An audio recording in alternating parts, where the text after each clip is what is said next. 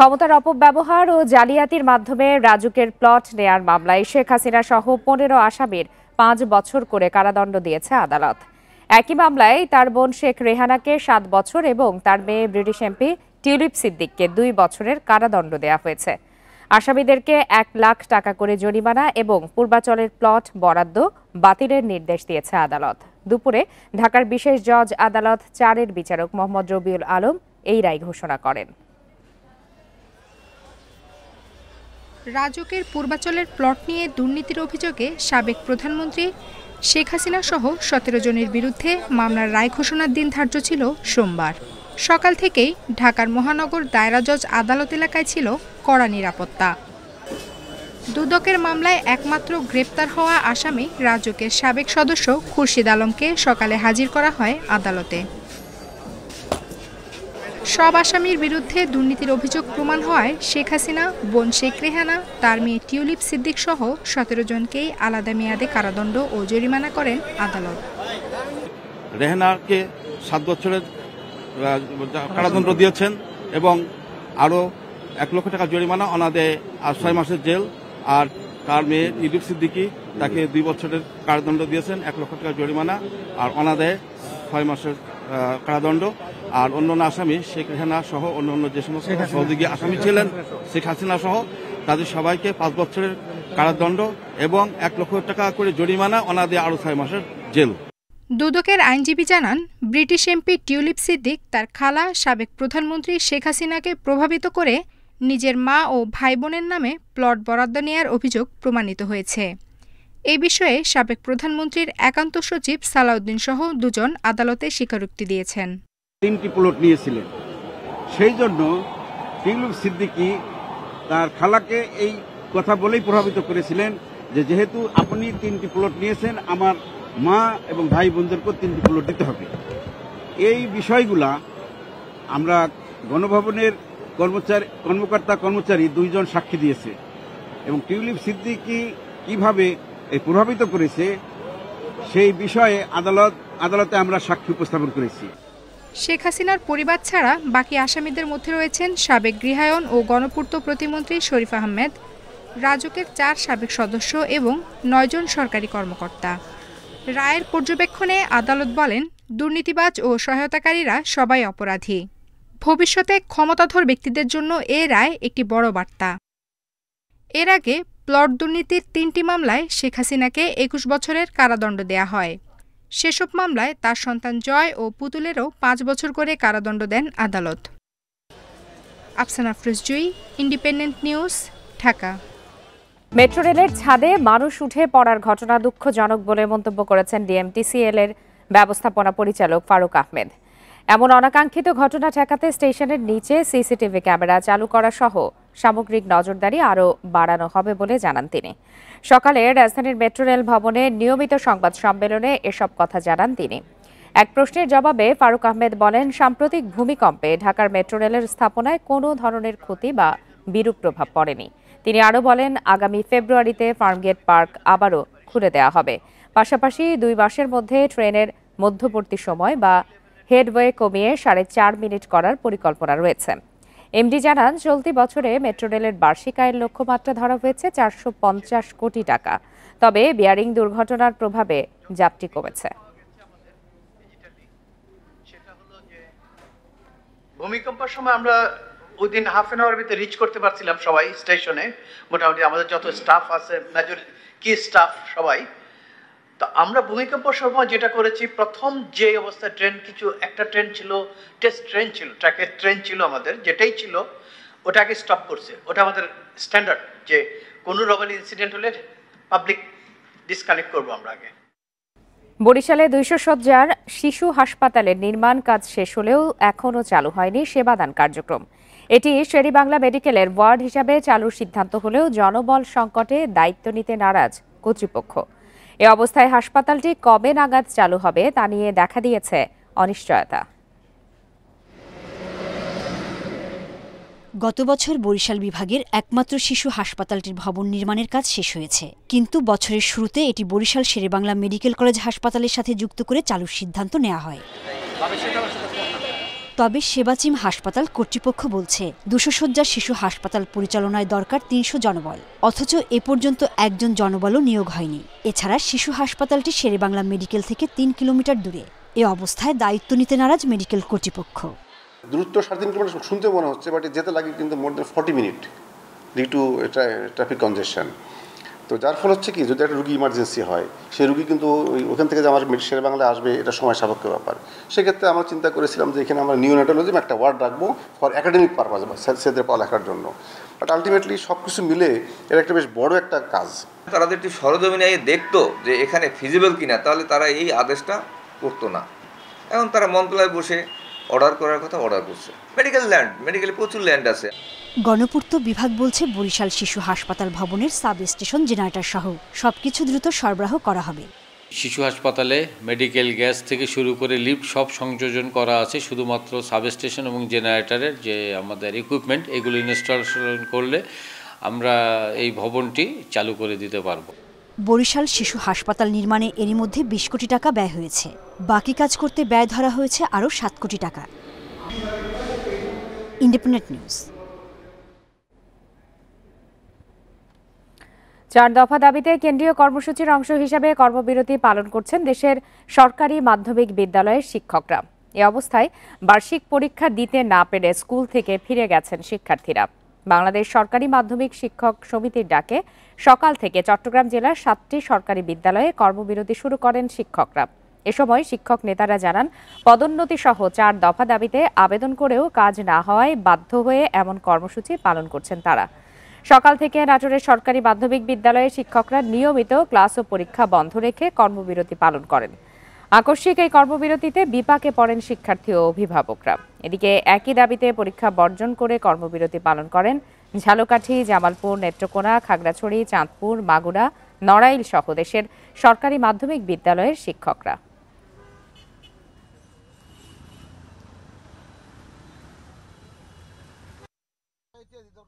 আমার মেয়েকে এখানে স্কুলে দিতে এসে দেখলাম যে এখানে পরীক্ষা স্থগিত করা হয়েছে, কিন্তু এই বিষয়ে আমরা আগে থেকে জানি না। টাইম স্কেল এবং সিলেকশন গ্রেডের যে বকেয়া কোর্টের রায় থাকা সত্ত্বেও এখনো যেটা দেওয়া হয়নি, সেগুলো আমরা দাবি জানাচ্ছি। আমরা বলি না আমাদেরকে অতিরিক্ত কিছু দিতে হবে, আমরা সর্বশেষ সময় পর্যন্ত আমরা অপেক্ষা করছি কর্তৃপক্ষের নলেজে দেওয়ার জন্য যে আমাদের দাবিগুলো পূরণ করা হোক। সংবাদে কিছুক্ষণ আগেই জানাচ্ছিলাম, গতকাল রাতে মেট্রো রেলের ওপর 2 জন মানুষ উঠে পড়ে, যেটি কিনা দুঃখজনক বলে ডিএমটিসিএল এর পক্ষ থেকে জানানো হয়েছে। এ বিষয়ে আরো বিস্তারিত আলোচনা করতে এই মুহূর্তে আমাদের সাথে যোগ দিয়েছেন ডিএমটিসিএল এর ব্যবস্থাপনা পরিচালক জনাব ফারুক আহমেদ। জনাব ফারুক আহমেদ, আপনাকে স্বাগত জানাচ্ছি ইন্ডিপেন্ডেন্ট টেলিভিশনে। আপনাদের পক্ষ থেকে সংবাদ সম্মেলনে বলেছেন যে এই ঘটনাটি দুঃখজনক। মেট্রো রেলের মতো সুরক্ষিত জায়গায় এবং যেই রেলটি কিনা বিদ্যুৎ দিয়ে পরিচালিত হয়, তার উপরে 2 জন মানুষ কিভাবে ছাদে উঠে যেতে পারলো?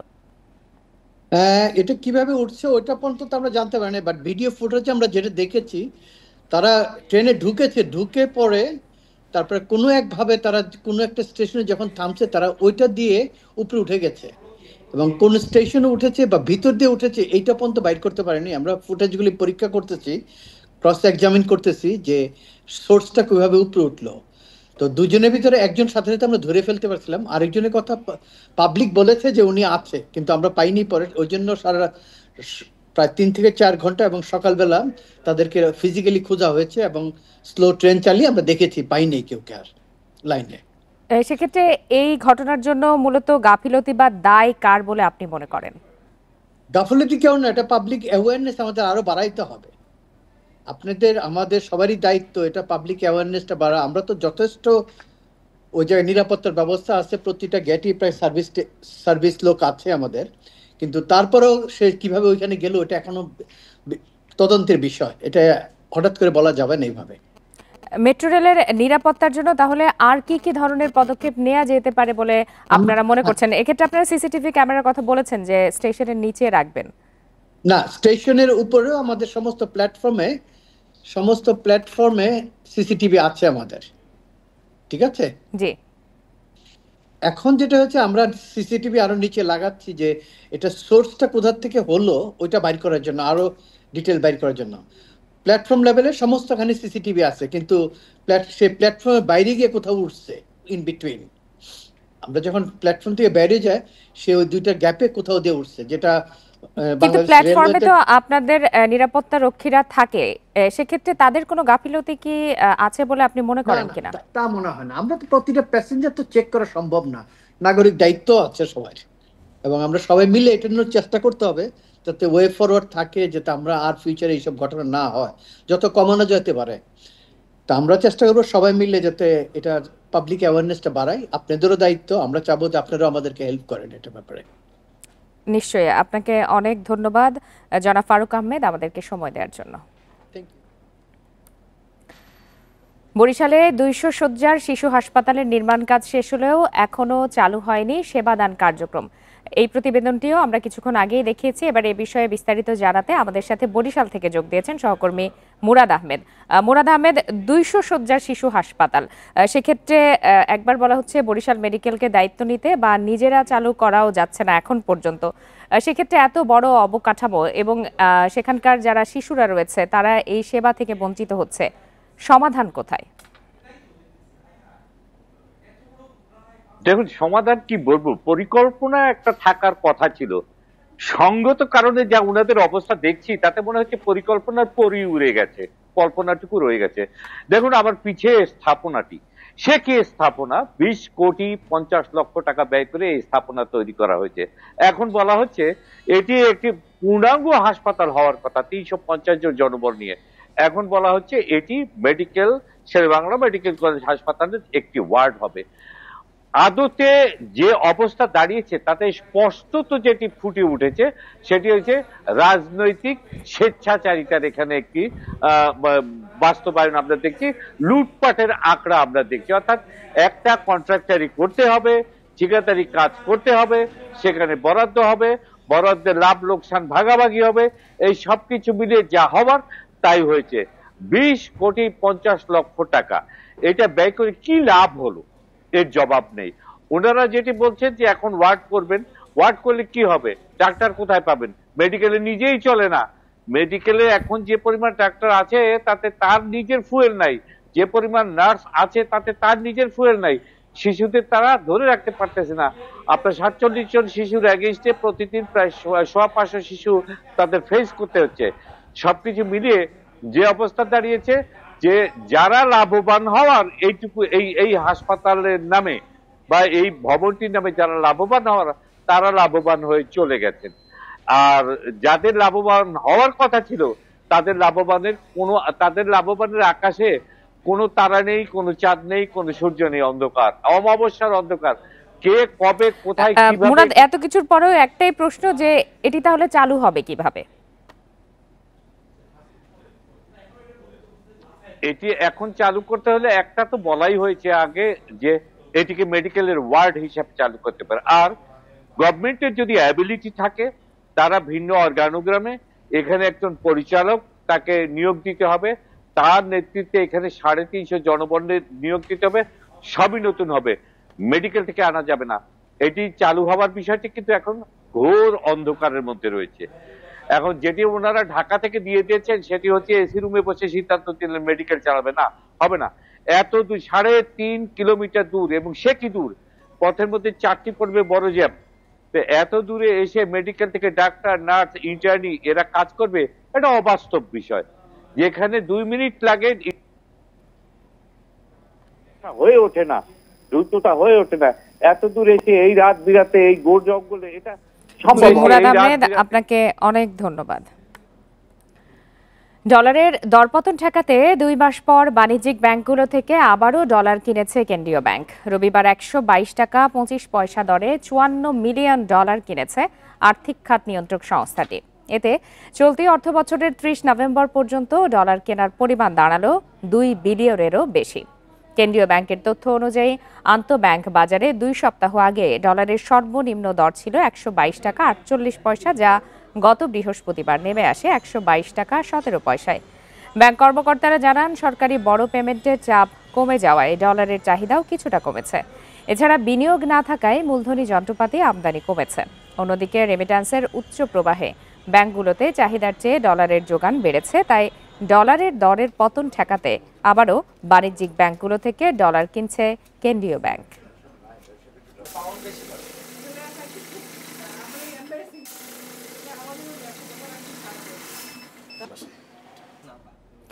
চলতি অর্থবছরের প্রথম 4 মাসে যে পরিমাণ বৈদেশিক ঋণ ছাড় হয়েছে, সুদ ও আসল বাবদ তার প্রায় সমান অর্থ পরিশোধ করেছে সরকার। বিদেশি ঋণ পরিস্থিতি নিয়ে অর্থনৈতিক সম্পর্ক বিভাগের হালনাগাদ প্রতিবেদনে এসব তথ্য পাওয়া গেছে। প্রতিবেদনে দেখা যায়, জুলাই থেকে অক্টোবর এই 4 মাসে ঋণ ও অনুদান মিলিয়ে 166 কোটি 49 লাখ ডলার ছাড় করেছে উন্নয়ন সহযোগীরা, যা গত অর্থ বছরের একই সময়ের চেয়ে প্রায় 38% বেশি। তবে অর্থ ছাড় বাড়লেও চলতি অর্থবছরের প্রথম 4 মাসে বিদেশি ঋণ পরিশোধও বেড়েছে। এই সময়ে সুদ ও আসল বাবদ মোট ঋণ পরিশোধ করা হয় 158 কোটি 50 লাখ ডলার। গত অর্থবছরের একই সময়ে যা ছিল 143 কোটি 79 লাখ ডলার। সেই হিসাবে ঋণ পরিশোধ বেড়েছে 10% বেশি। এর মধ্যে মূল ঋণ বাবদ 102 কোটি 42 লাখ ডলার এবং সুদ বাবদ 56 কোটি ডলারের বেশি পরিশোধ করেছে সরকার।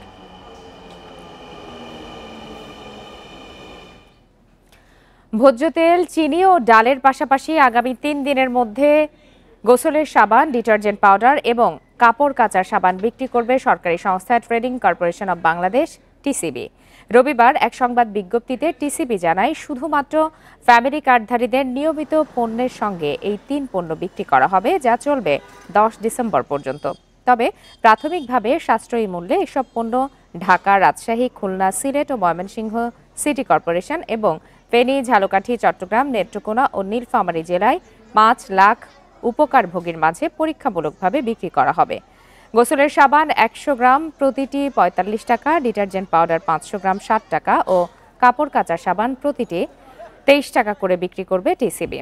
ভোক্তাদের পর্যালোচনার প্রেক্ষিতে পরবর্তীতে সারা দেশে বিক্রি করা হবে বলেও জানায় টিসিবি।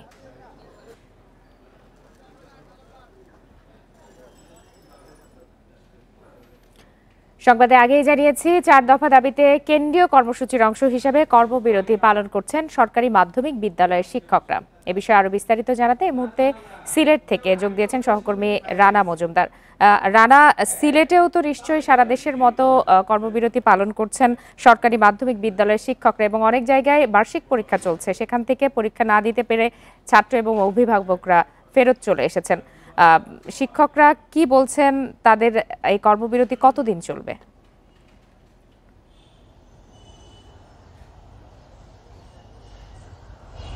দেখুন, আসলে আমরা এই মুহূর্তে রয়েছি সিলেটের জিন্দাবাজার এলাকার ঐতিহ্যবাহী যে স্কুলটি রয়েছে, সরকারি অগ্রগামী বালিকা উচ্চ বিদ্যালয় এখানে। এবং এখানে মূলত আসলে সকাল থেকেই এখানকার যারা শিক্ষকরা রয়েছেন তারা কিন্তু কর্মবিরতি পালন করছেন। এবং আমরা এখানের যারা শিক্ষক রয়েছেন তাদের সঙ্গে আমরা কথা বলেছিলাম। তারা যে বিষয়টি জানিয়েছেন, মূলত 4টি দাবিকে সামনে রেখেই তারা তাদের এই কর্মবিরতি পালন করছেন। এবং এক্ষেত্রে সকালে এসে আমরা এখানে দেখতে পেরেছি যে এখানে কিন্তু 20 তারিখ থেকে 20 নভেম্বর থেকে কিন্তু এখানে বার্ষিক পরীক্ষা শুরু হয়েছে এবং সেজন্য কিন্তু আসলে অনেক শিক্ষার্থী, বিভিন্ন শ্রেণীর অনেক শিক্ষার্থী এখানে এসেছেন। বিশেষ করে স্কুল কর্তৃপক্ষ থেকে আমরা যে বিষয়টি জানতে পেরেছি যে এখানে কিন্তু প্রায় 1200-র মতো শিক্ষার্থী রয়েছে, ক্লাস 6 থেকে হচ্ছে যারা 10ম শ্রেণী পর্যন্ত যারা এখানে পরীক্ষা দিচ্ছেন এবং তাদের বিপরীতে প্রায় 50 জনের মতো শিক্ষক রয়েছেন। এবং এক্ষেত্রে এই যে যারা শিক্ষার্থী যাদের পরীক্ষা ছিল আজকে বিভিন্ন বিষয়ে, তারা কিন্তু আজকে স্কুলে এসেছেন এবং স্কুলে আসার পর তারা যখন দেখলেন যে আসলে শিক্ষকদের কর্মবিরতি হচ্ছে এবং কোনো ধরনের পরীক্ষা নেওয়া হবে না। আমি যতদূর জানি যে যেই পদের জন্য তারা আবেদন বা আন্দোলন করছেন সেটি তো আসলে বিসিএস শিক্ষা ক্যাডারের পদ। তারা কোনো ধরনের বিসিএস পরীক্ষা না দিয়ে কেন এই পদের জন্য তাদের আন্দোলন জারি রেখেছেন, তাদের যৌক্তিক ব্যাখ্যাটা কোথায়?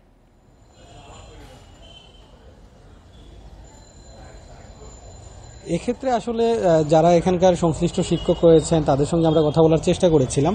তারা বলছেন যে এই বিষয়টি নিয়ে তারা দীর্ঘদিন তাদের যে দাবি দেওয়া ছিল সেটি উপস্থাপন করে এসেছেন এবং তারা বলছেন যে আসলে একটি প্রক্রিয়ার মধ্যে দিয়ে যাতে করে এই বিষয়টি সুন্দরভাবে সমাধান করা হয়। এবং এক্ষেত্রে তারা বলছেন যে যাতে করে এই যে বিসিএসে তাদেরকে অন্তর্ভুক্ত করা এই পদটিকে, এবং এটা তাদের দীর্ঘদিনের একটি দাবি ছিল এবং এই দাবির পরিপ্রেক্ষিতে যাতে করে বিসিএস এর মাধ্যমে এর নিয়োগটা সম্পন্ন করা হয় এবং অন্যান্য আনুষঙ্গিক যে নিয়োগের প্রক্রিয়াটি রয়েছে সেটি যাতে করা হয়।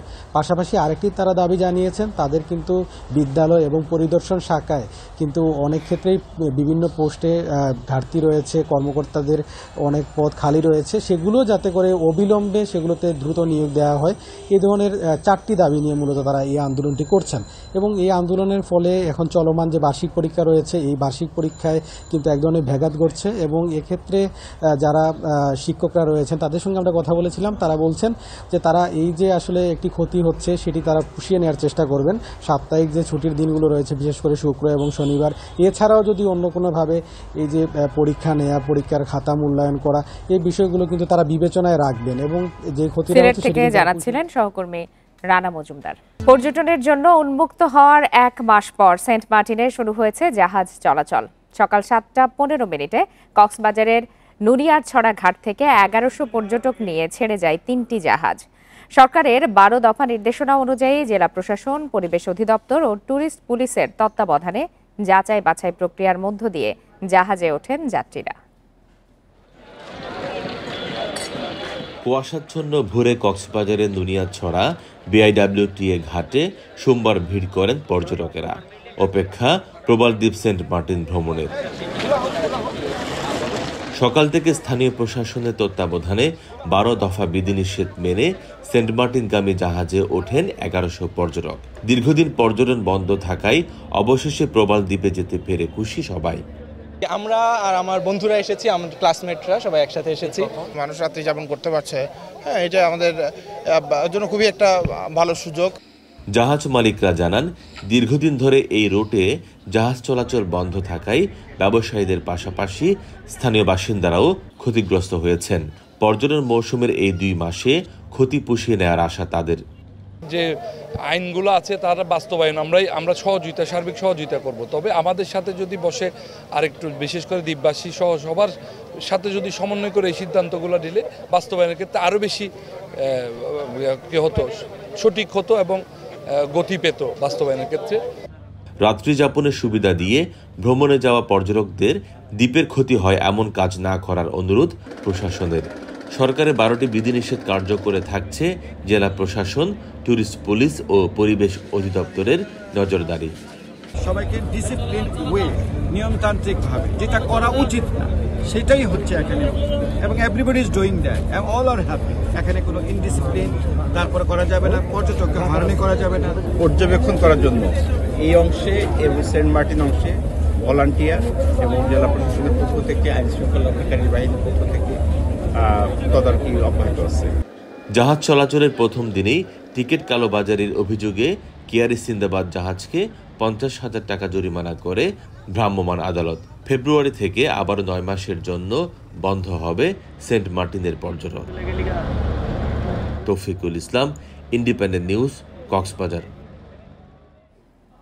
এ বিষয়ে আরো বিস্তারিত জানাতে এই মুহূর্তে সেন্ট মার্টিন থেকে আমাদের সাথে যোগ দিয়েছেন পর্যটক শামীম আহমেদ। শামীম আহমেদ, আপনাকে স্বাগত জানাচ্ছি ইন্ডিপেন্ডেন্ট টেলিভিশনে। নিষেধাজ্ঞার পরে প্রথম সেন্ট মার্টিনে পর্যটকদের জন্য উন্মুক্ত করে দেওয়া হয়েছে, সেক্ষেত্রে সেখানকার পরিবেশ কেমন চোখে পড়ছে?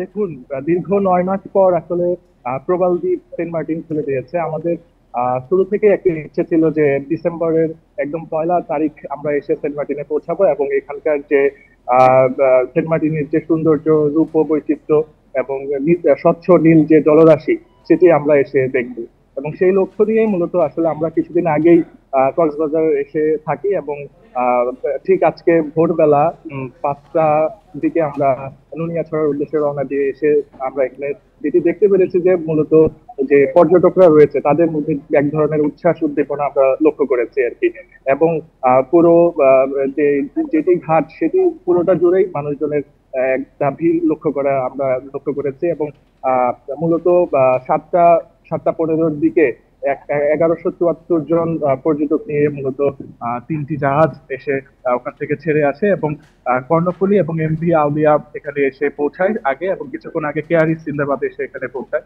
এবং এখানকার যে আমরা যারা আছি পর্যটকরা, আমরা মুখিয়েছিলাম যে কখন সেন্ট মার্টিন খুলবে এবং কখন এসে সেন্ট মার্টিনের যে সৌন্দর্য সেক্ষেত্রে আপনারা যে 1100 প্রায় 1100 বা 1100 কিছু বেশি পর্যটক সেখানে গেলেন, কি ধরনের প্রক্রিয়ার মধ্য দিয়ে যেতে হয়েছে? অনেক বেশি চাহিদা ছিল কিনা, সব মিলিয়ে কেমন প্রতিবন্ধকতা ছিল কিনা, কোনো কি ধরনের প্রক্রিয়াটা ছিল যদি জানাতেন?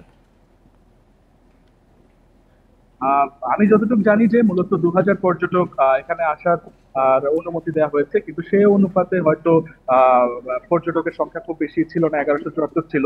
কিন্তু আমরা এসে যেটি লক্ষ্য করেছি যে জেলা প্রশাসনের পক্ষ থেকে, তারপর পরিবেশ অধিদপ্তরের পক্ষ থেকে বেশ কিছু টিম ওখানে রয়েছিল এবং স্বেচ্ছাসেবক অনেক দল রয়েছিল যারা আসলে পর্যটকদের সহযোগিতার জন্য সেখানে ছিল আর কি। এবং একটি দীর্ঘ লাইনের মধ্য দিয়ে এবং একটি সুন্দর প্রক্রিয়ার মধ্য দিয়ে মূলত জাহাজে যে শিপে প্রবেশ করতে হয়। এবং আমরা যেটি দেখেছি যে আসলে প্লাস্টিককে নিরুৎসাহিত করার জন্য মূলত ওখানে বেশ কিছু প্রচারণা রয়েছিল এবং পরিবেশ অধিদপ্তরের পক্ষ থেকেও বেশ কিছু প্রচারণা আমরা লক্ষ্য করেছি।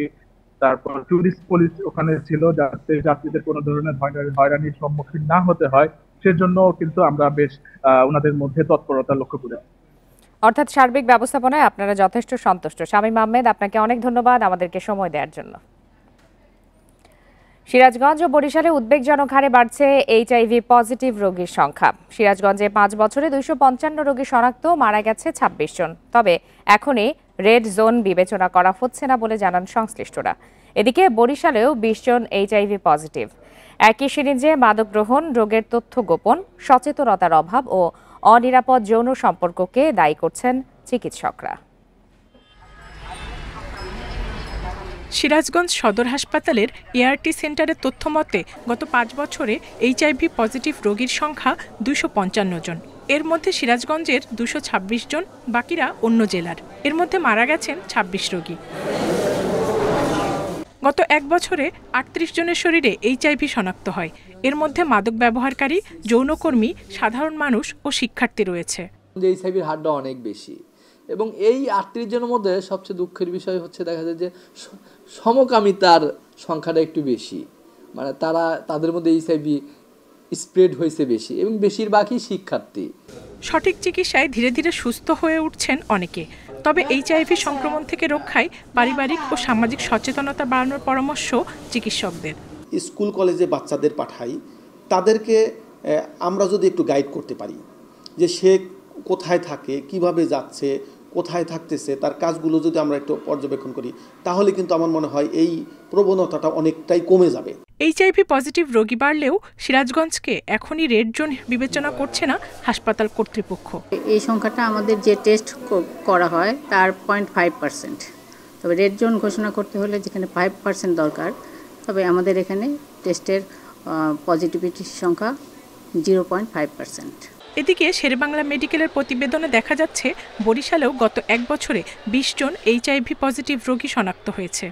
আগে টার্গেট গ্রুপ ছিল কেভি ইন্টারভেনশন, সেটা হলো স্ট্রিট বেস, রেসিডেন্স বেস, তারপরে মাদকাসক্ত। আর এখন টার্গেট হচ্ছে মানে সমকামী পুরুষ, যেটা 2024 সাল 2025 সাল, এই 2 সালে মানে আমাদের এত পরিমাণে যেটা আমরা চিন্তার বাহিরে। এইডস প্রতিরোধে মাদক বিরোধী অভিযান, আক্রান্তদের চিকিৎসা সেবার পাশাপাশি কাউন্সেলিং বাড়ানোর পরামর্শ সংশ্লিষ্টদের। Zulekha Parvin, independent news. এরই সাথে শেষ করছে আজকের বিরতিহীন সংবাদ দুপুর। আমন্ত্রণ আমাদের পরের আয়োজনে।